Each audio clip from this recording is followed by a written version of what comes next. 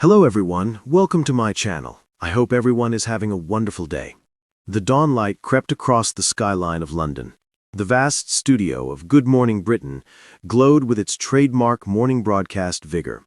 Chyrons scrolling, cameras whirring, coffee mugs already half emptied by early crew. On the large set, the anchor, Leah Carter, sat poised in her crisp suit, microphone in place, ready to go live. But something unexpected was about to happen. At 6:02 a.m., just moments before the scheduled moment when the day's headline guest, Keir Starmer, UK Prime Minister, would appear, a sudden interruption flickered on the monitors behind Leah. The producer's voice crackled faintly in her earpiece. "Hold on, we've got a red flag. Update coming in. Pause all ops." Leah's eyes tightened. The studio lights dimmed for a second, then cameras cut to standby. The live broadcast was halted. For many viewers at home, it was odd. Mid-morning show, rolling live, then suddenly, "We'll be back in a moment." The ticker on the bottom briefly read, "Stand by for breaking update." Speculation rippled online within minutes. What had happened? Was the PM's appearance cancelled? Was there a major announcement? Or had something gone wrong behind the scenes? Backstage in the production control room, the mood was tense. The editor, the floor manager, the director, all huddled around monitors. The update that arrived said the Prime Minister's office had pulled his scheduled live interview and demanded an immediate press release instead.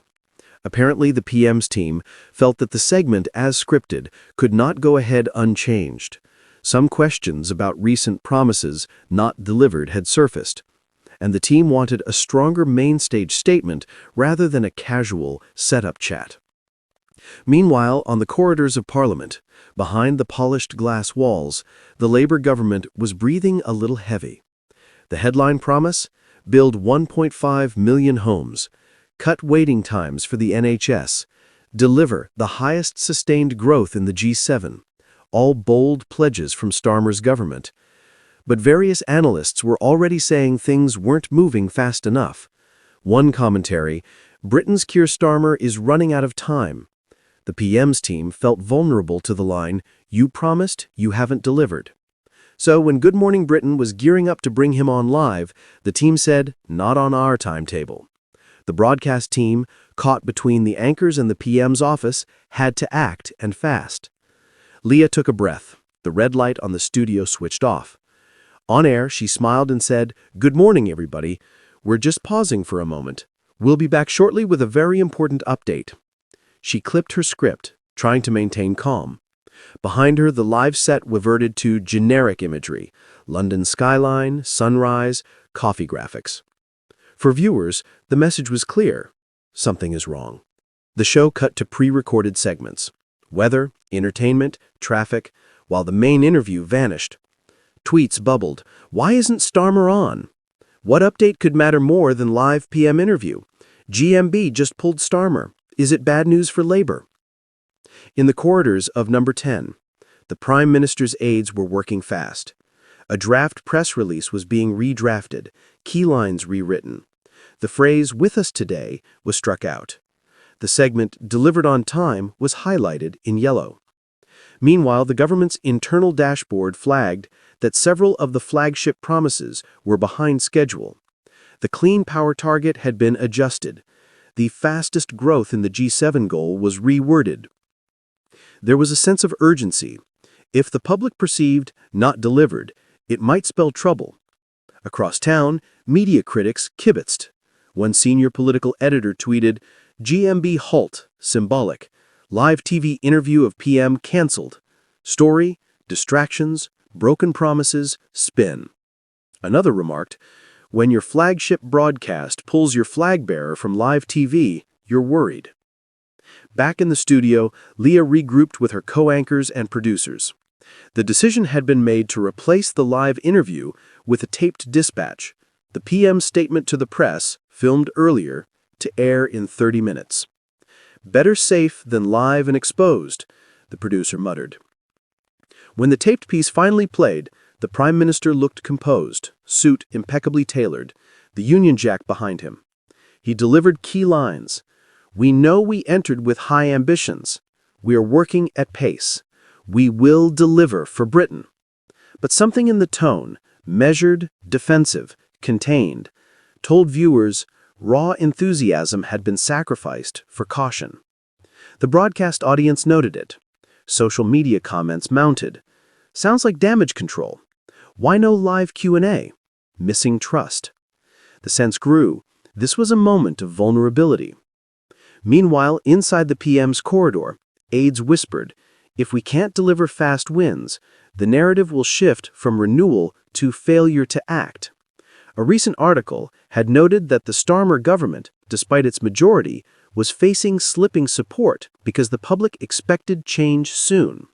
They felt the morning news stoppage was more than just broadcasting logistics. It signaled to the opposition, the media, and the electorate. The promise machine had hiccuped. In the days that followed, the incident became shorthand in commentary. The GMB pause, that moment when live TV of the Prime Minister was sidelined for an update. A surshine of caution, a sign that maybe the government wasn't confident the inbox of questions could be handled live. For the anchor, Leah Carter, it too became a teaching moment. Post-show, she met with the production team. In live news, she said quietly, if your guest is too controlled off to appear live, the audience senses it as spin, the trust fractures. The director nodded. We'll need to follow what happens next. On the Labour benches, whispers circulated. Some MPs urged bolder action, others counseled patience. One backbencher mused. Starmer promised decency and delivery. The decency part is fine, but are we delivering quickly enough?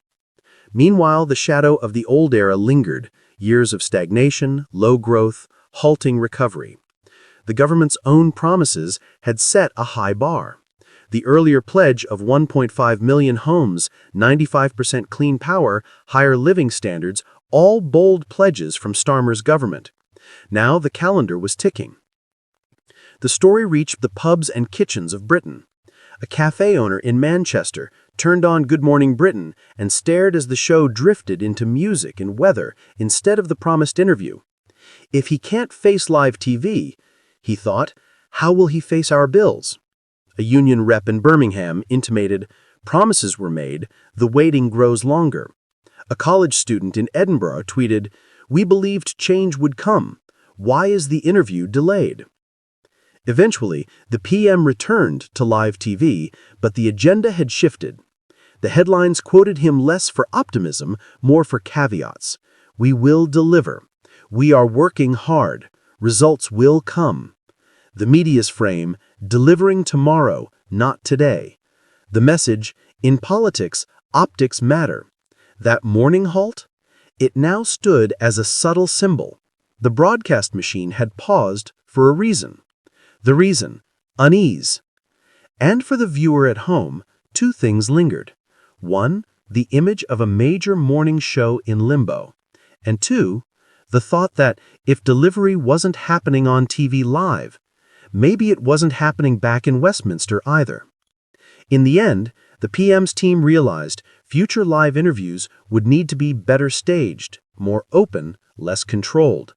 Else the next update pause might come without a broadcast team giving warning, because in the era of social media, broadcast halts don't pass unnoticed. They kindle questions. They kindle doubts.